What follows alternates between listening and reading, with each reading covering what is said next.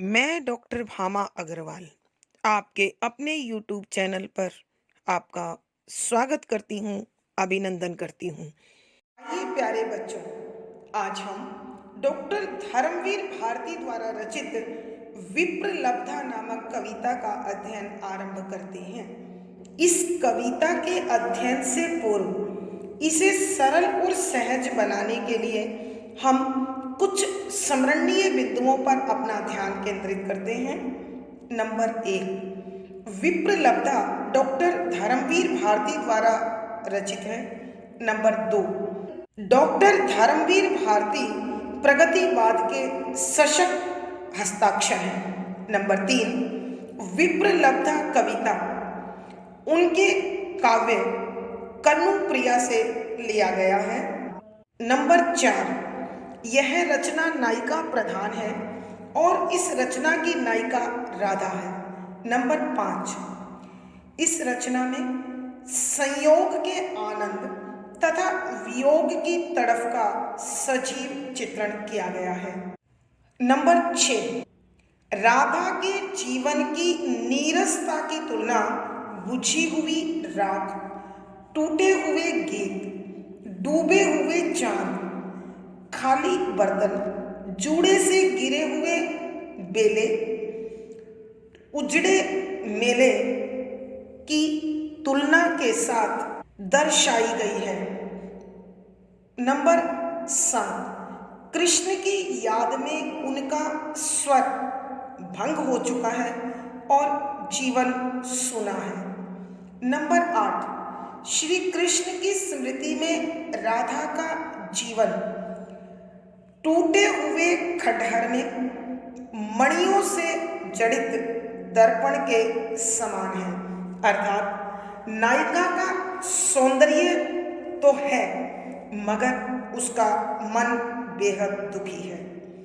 Number 9, Radha को श्री कृष्ण के मिलन का एक क्षण सारे इतिहास के समक्ष सशक्त और भावपूर्ण जान पड़ता है।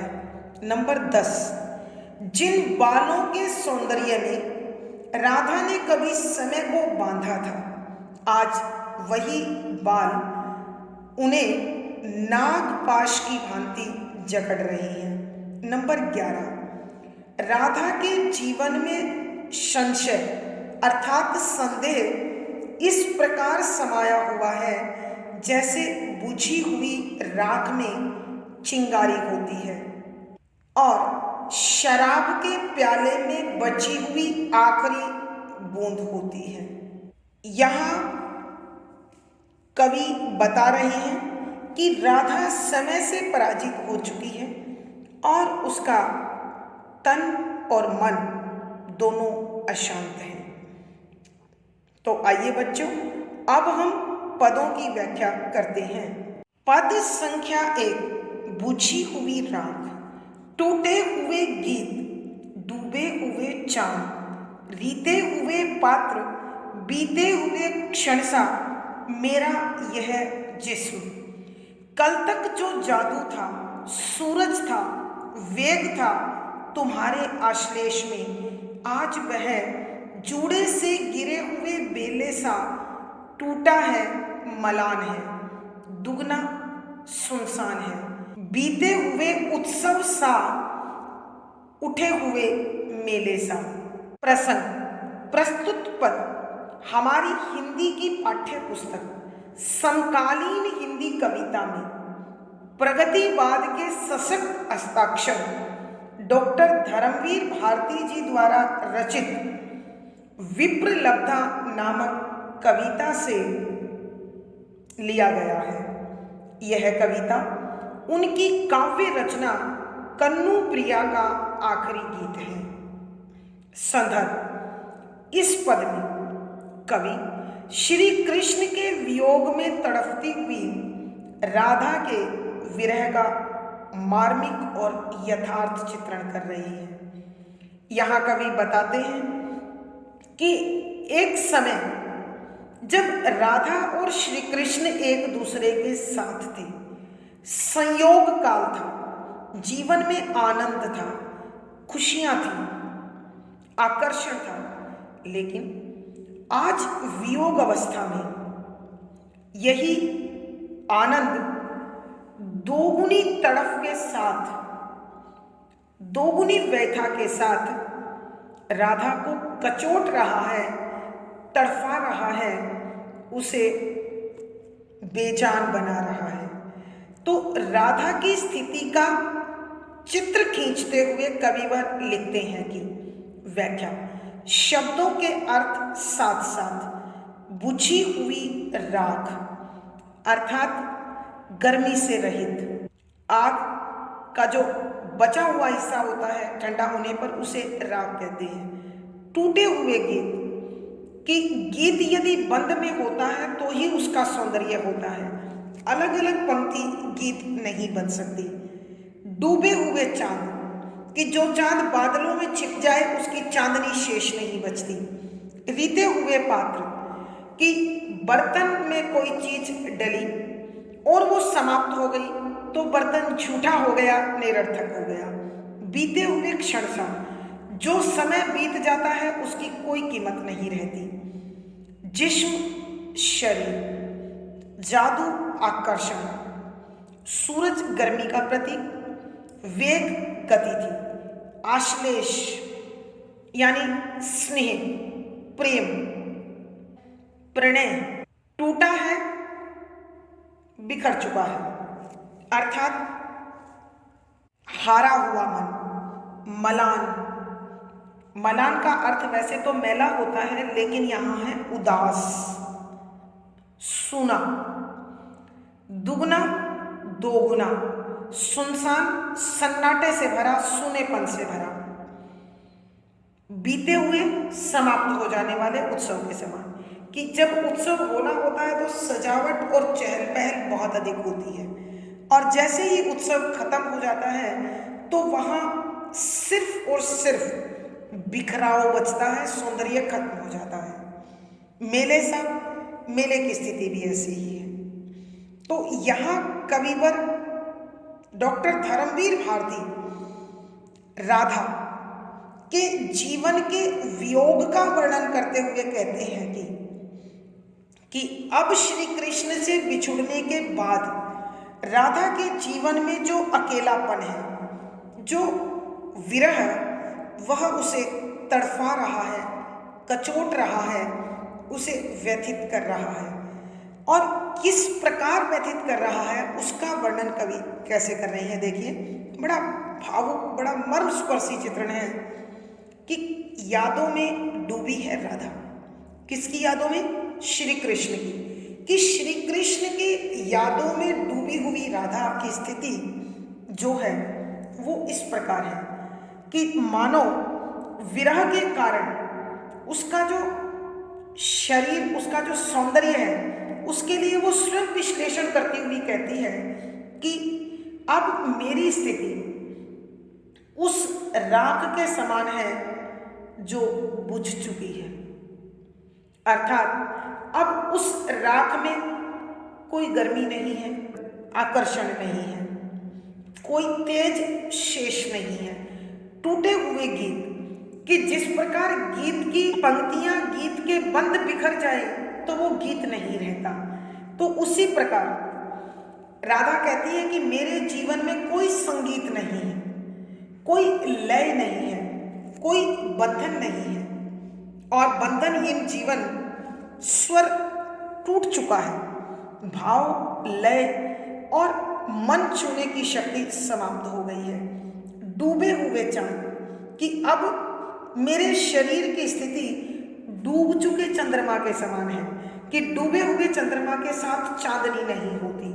तो विरह के कारण मेरे शरीर की चमक, मेरा आकर्षण भी समाप्त हो गया है। रीते हुए पात्र कि जिस प्रकार खाली बर्तन की कोई अहमियत नहीं रहती, उसका कोई स्थान नहीं है, उसका कोई महत्व नहीं है, ठीक उसी प्रकार है कि कभी जिस प्रकार भरा हुआ बर्तन सौंदर्यमयी होता है, कभी मैं भी तुम्हारे स्नेह से भरी थी, तो उस प्रकार जीवन के अद्भुत आनंद और भरापन महसूस होता था।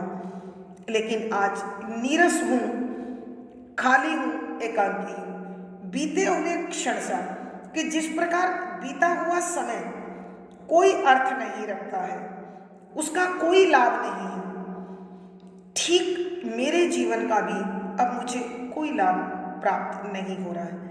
मेरा यह जिस्म कि मेरा शरीर अब आकर्षण रहित है, अर्थात मेरे जीवन का सौंदर्य, मेरे जीवन का आकर्षण, मेरे जीवन का आनंद सब समाप्त हो गई है।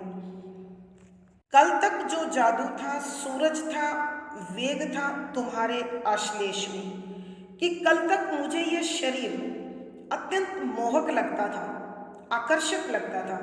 इसमें बड़ी ऊष्मा थी, बड़ी गर्मी थी, अर्थात मैं खुद पर अभिमान कर रही थी। वेग था, इसमें बहुत तेजी थी, जो तुमसे मिलने के लिए व्याकुल रहती थी। और ये सब सौंदर्य, ये सब ऊष्मा, यह सब तेज तुम्हारे प्रेम के कारण था, तुम्हारे स्नेह के कारण था। लेकिन आज जब तुम्हारा स्नेह मेरे साथ नहीं है, तो आज वह जूड़े से गिरे हुए बेले सा, कि जिस प्रकार जूड़े में सजा हुआ गजरा आकर्षक लगता है, लेकिन जूड़ा खुलने पर वो वेणी या वेणी के फूल टूटकर बिखर जाते हैं, तो उनकी कोई कीमत नहीं बचती, कोई सौंदर्य नहीं बचता।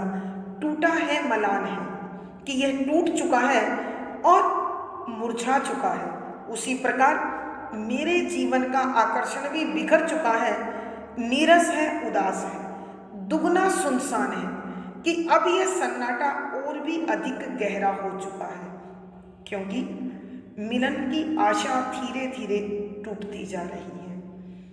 कि जितना आकर्षण मेरे जीवन में तुम्हारे आने से हुआ था, तुम्हारे जाने से उससे दोगुनी पीड़ा भर चुकी है। बीते हुए उत्सव सा, उठे हुए मेले सा, कि मानो तुम्हारे साथ में मेरे जीवन का सौंदर्य उत्सव की भांति, मेले की भांति चहल पहल भरा था, सौंदर्य से भरा हुआ था। लेकिन अब उसकी स्थिति ऐसी है जैसे उत्सव उजड़ चुका हो, मेला बिखर चुका हो। अर्थात राधा के कहने का अभिप्राय यह है कि अब जीवन में केवल सन्नाटा और सूनापन ही शेष बचा है। आइए बच्चों, एक बार हम इस पद की व्याख्या दोबारा करते हैं। यहाँ कविवर राधा की मार्मिक दशा का विश्लेषण करते हुए राधा के माध्यम से ही कहते हैं कि राधा श्री कृष्ण को संबोधित करते हुए कह रही है कि हे प्रिय,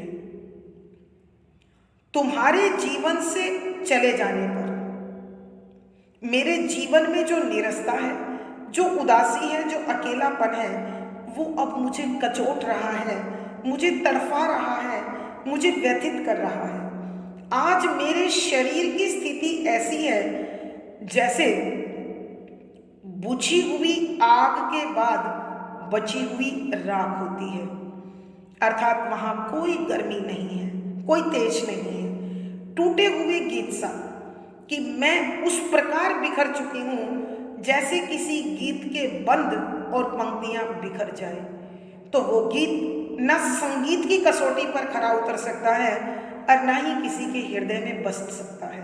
अर्थात मेरे जीवन से जो संगीत का जो आनंद सौंदर्य था, वो भी समाप्त हो गया है। डूबे हुए चांद सा, कि जिस प्रकार उगा हुआ चांद चांदनी को अपने अंदर समेटे हुए भरे हुए होता है, अब मैं भी अपने शरीर की चमक को ठीक उसी प्रकार खो चुकी हूं जैसे डूबा हुआ चांद अपनी चांदनी को खो देता है। रीते हुए पात्र, कि जैसे कोई खाली हुआ बर्तन मैला और त्याज्य हो जाता है, ठीक वैसी स्थिति मेरी है। अर्थात अब मेरे मन में केवल तुम्हारे मिलन के पदों की यादें शेष हैं, बाकी कुछ नहीं है। बीते हुए क्षण सा, कि जो समय हाथ से निकल जाता है उस समय की कोई कीमत नहीं होती, वो लौट कर नहीं आता। तो उसी प्रकार मैं भी बेजान हूँ, टूटी हुई हूँ। मेरा यह जिस्म कि अब मेरे शरीर में न तेज है, न सौंदर्य है, न आकर्षण है, न सरसता है, मधुरता है, न चमक है और न ही किसी प्रकार की आशा है। कल तक जो जादू था, सूरज था, वेग था तुम्हारे आश्लेष में, कि कल तक मेरे जीवन में जो आकर्षण था, जो तेज था, जो गति थी, वो केवल तुम्हारे प्यार के कारण थी, तुम्हारे प्रेम के कारण थी, तुम्हारे लगाव के कारण थी, तुम्हारे अपनेपन के कारण थी। अर्थात तुम्हारे लिए मैं सजती थी, संवरती थी, नवीन कल्पनाओं से भरती थी और सिंहरती थी। लेकिन आज मेरा जीवन, आज वह जूड़े से गिरे हुए बेले सा, कि जिस प्रकार जूड़ा खुलने पर गजरा गिर जाता है, तो मैं भी उस गजरे से गिरे हुए बेले के फूल की भांति टूटी हूं मनानी, कि जैसे फूल टूटकर मुरझा जाता है, महक से रहित हो जाता है, ठीक उसी प्रकार मैं भी उदास हूं और सुंदरता खो चुकी हूं। दुगना सुनसान है, बीते हुए उत्सव सा, उठे हुए मेले सा, कि अब मेरे जीवन में वो सौंदर्य भी खो चुका है जो तुम्हारे जीवन में आने से पहले मेरा अपना होता था। लेकिन जब से तुम मेरे जीवन के संयोग पलों को देकर अब मुझे वियोग में अकेला छोड़ गए हो, तब से तो मेरे जीवन का सन्नाटा, मेरे जीवन का सूनापन, मेरे जीवन की उदासीनता और एकाकीपन दोगुना हो गया है।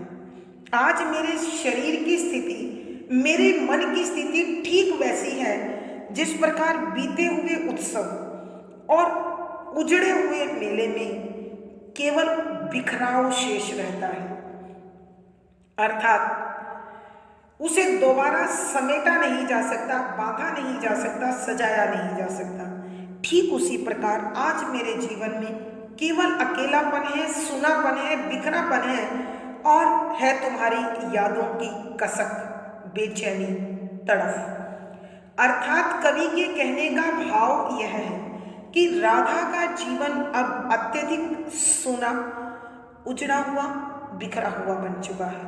भावार्थ, कवि के कहने का भाव यह है कि श्री कृष्ण से मिलने के बाद राधा के जीवन में केवल उन मिलन के पदों की यादें, उन मिलन के पलों की यादें और बिखराव शेष बचा हुआ है।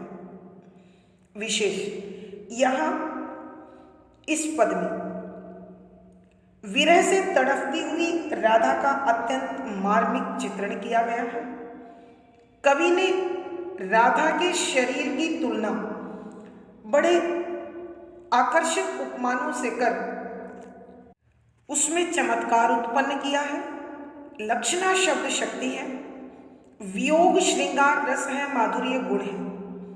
यहाँ मुक्तक छंद होने के बावजूद एक अद्भुत प्रकार की लय है, तो ये शैली और संगीतात्मकता बनी हुई है। इस पद में अनुप्रास, उल्लेख, रूपक, उपमा, संबोधन, स्मरण आदि अलंकारों का बड़ा सुंदर सटीक प्रयोग हुआ है। पद संख्या 2, मेरा यह जिस्म टूटे खंडहरों में, उजाड़ अंतपुर में, छूटा हुआ एक साबित मणि जटित दर्पण सा, आधी रात दंश भरा बाहुहीन प्यासा सर्पीला कसाओ, एक जिसे जकड़ लेता है अपनी गुंजलक में। अब सिर्फ मैं हूं, यह तन है और याद है, खाली दर्पण में धुंधला सा एक प्रतिबिंब मुड़ मुड़ लहराता हुआ, निज को दोहराता हुआ। प्रसंग पूर्ववत संदर्भ, इस पद में कवि ने श्री कृष्ण के वियोग में तड़पती हुई राधा के शरीर का, उसके मन का बड़ा मार्मिक चित्रण किया है। और कवि ने यहाँ बताने की कोशिश की है कि राधा की जो स्थिति है वो विरह के कारण, एकाकीपन के कारण, अकेलेपन के कारण अत्यधिक तड़फ भरी है, पीड़ा भरी है। और उसी पीड़ा को उजागर करते हुए कविवर लिखते हैं कि व्याख्या, शब्दों के अर्थ साथ साथ मेरा अर्थात राधा का यह श्री कृष्ण से बिछड़ा हुआ जिस्म शरीर टूटे खंडहर कि टूटे फूटे महल के समान उजाड़ उजड़ा हुआ अंतःपुर अर्थात महल के अंदर का हिस्सा या महल की महिलाओं का कक्ष, रानी का कमरा छूटा हुआ जो बच गया है, साबित साबत पूरा, मणि जटित मणियों से जड़ा हुआ, मणियों से बना हुआ, दर्पण शीशे के समान, दंश सांप, बाहुहीन हाथ रहित, प्यासा बेचैन करने वाला, सर्पीला सांप की जकड़न जैसा, कसाओ खिंचाओ, गुंजलक कुंडली मारना, सांप की कुंडली, प्रतिबिंब छाया दोहराता बार बार दिखाई देता सा। यहाँ कवि डॉक्टर धर्मवीर भारती जी राधा की मार्मिक दशा का चित्रण राधा के ही शब्दों में व्यक्त करते हुए कह रहे हैं, मेरा यह जिस्म कि हे श्री कृष्ण तुम्हारे बिना मेरा यह जो शरीर है यह बड़ा व्यथित है, पीड़ा में घिरा हुआ है, दुखी है, अकेला है। लेकिन यही शरीर था जब तुम थे तो इस शरीर में बड़ा आनंद था, कोई चिंता नहीं थी, कोई तनाव नहीं था और मैं इतनी अधिक आनंदित थी कि मैंने समय तक को चुनौती दे दी थी, समय को भी ठहरने के लिए कह दिया था। लेकिन अब वैसा कुछ भी नहीं है। वह कहती है, मेरा यह जिस्म कि मेरा यह शरीर ठीक वैसा ही है। शरीर तो है, शारीरिक सौंदर्य भी है, लेकिन वहाँ कोई आकर्षण नहीं है। इसी भाव को स्पष्ट करते हुए खुद की तुलना की है टूटे हुए खंडहरों के उजाड़ अंतपुर में छूटा हुआ एक साबित मणि जटित दर्पण सा, कि मेरा जीवन ठीक उसी प्रकार है जैसे किसी खंडहर का अंतपुर हो, यानी नारी भी हूं, सौंदर्य भी है, लेकिन जीवन में आकर्षण नहीं है। जिस प्रकार रानी के कमरे में मणियों से जड़ा हुआ दर्पण लगा रहता है, ठीक उसी प्रकार मैं अपने शरीर के साथ, श्रृंगार के साथ मौजूद हूँ, लेकिन इस श्रृंगार में, इस शरीर के सौंदर्य में किसी प्रकार का कोई आकर्षण नहीं है।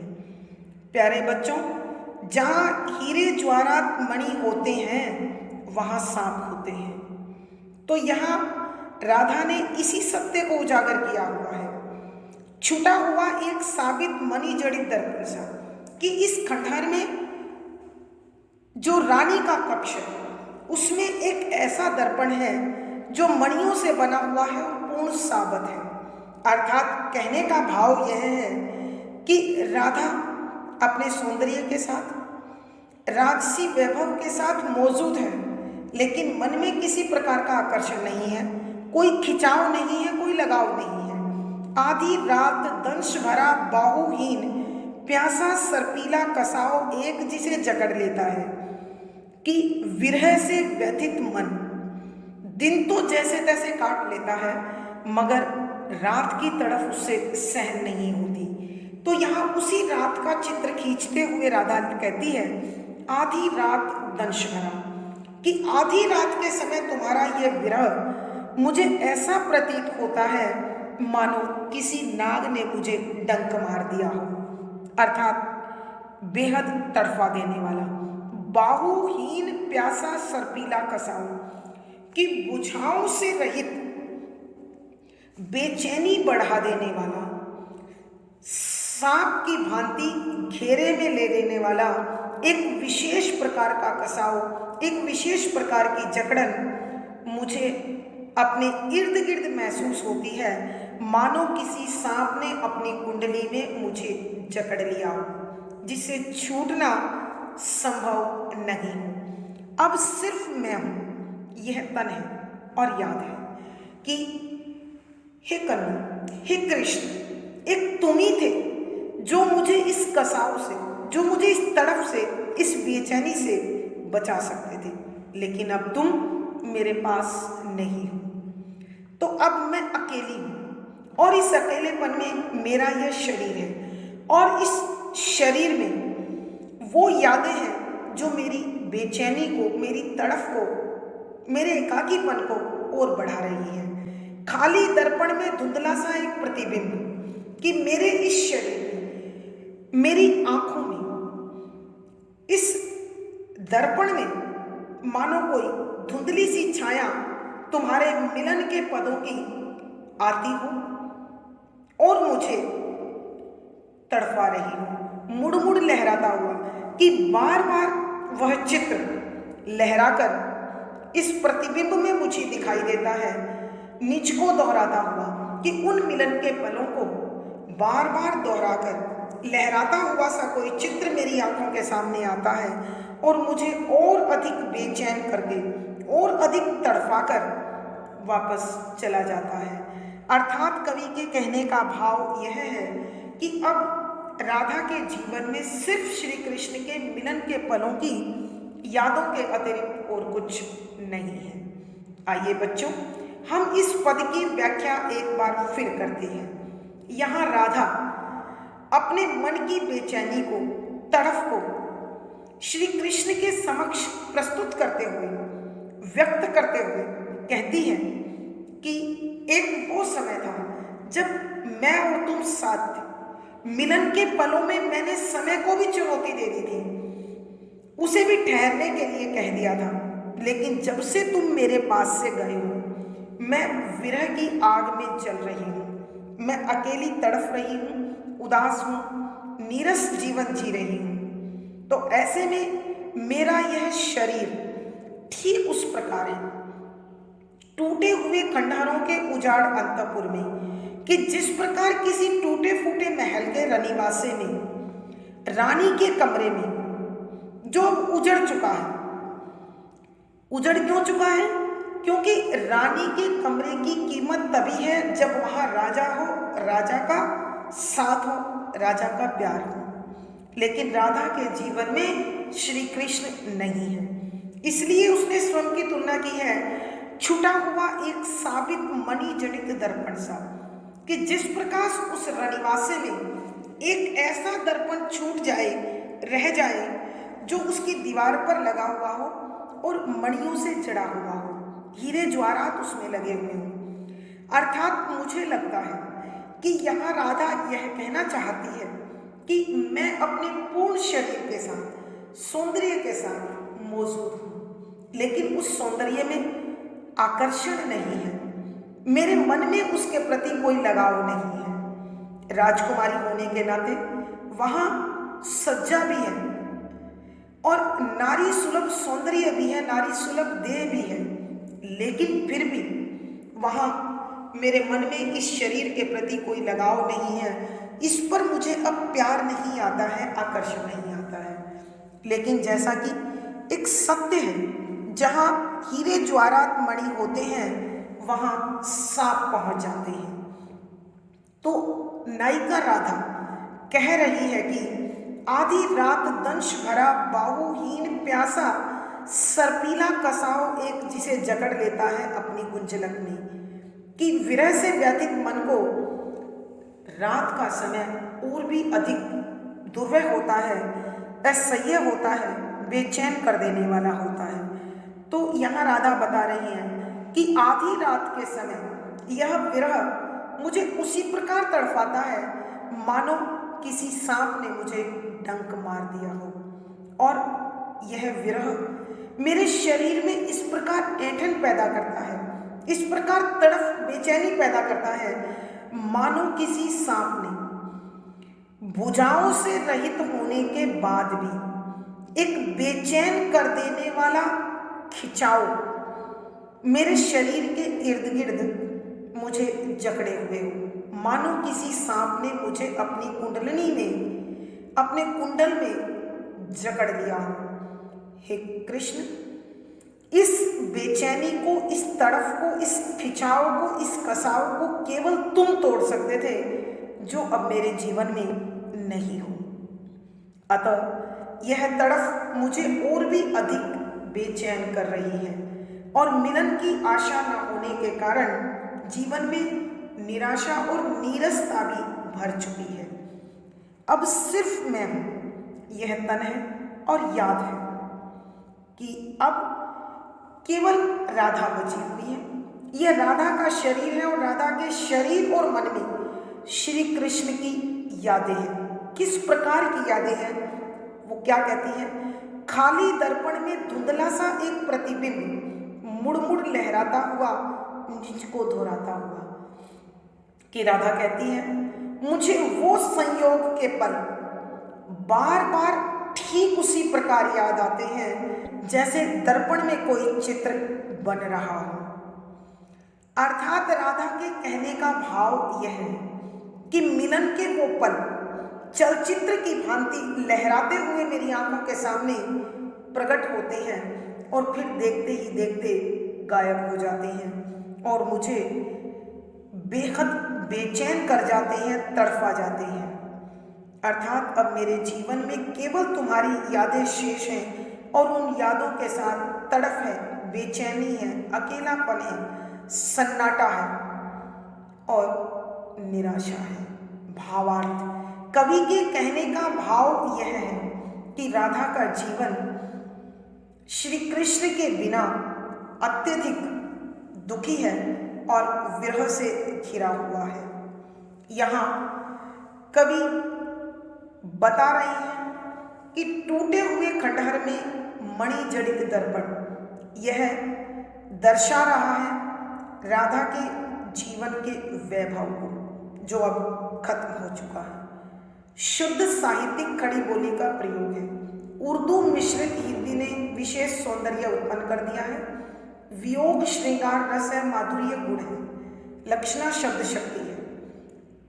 यहाँ मुक्तक छंद, गे शैली और संगीतात्मकता है। इस पद में अनुप्रास, उपमा, उल्लेख, पुनरुक्ति, प्रकाश, रूपक आदि अलंकारों का सुंदर सटीक प्रयोग हुआ है। आज की कक्षा में प्यारे बच्चों इतना ही। अगली वीडियो में फिर मुलाकात होगी। आशा है पढ़ा गया विषय आपको समझ आ रहा होगा और पढ़ने का आनंद भी आ रहा होगा।